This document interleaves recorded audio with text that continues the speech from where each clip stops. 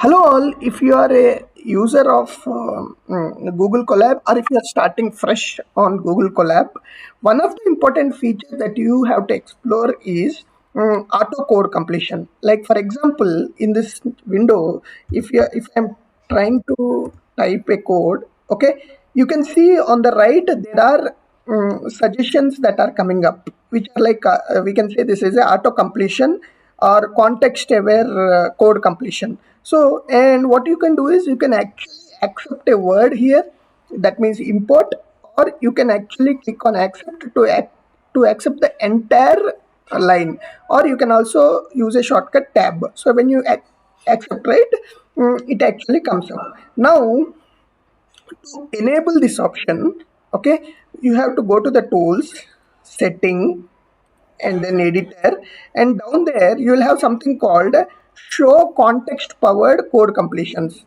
So this context powered code completions enables us to provide the suggestions. And in the background, the Google's Cody and the Gemini works in the background to give us those suggestions. So if you have tried these and if you have any advanced options, shortcuts, please post in the comments. Thank you.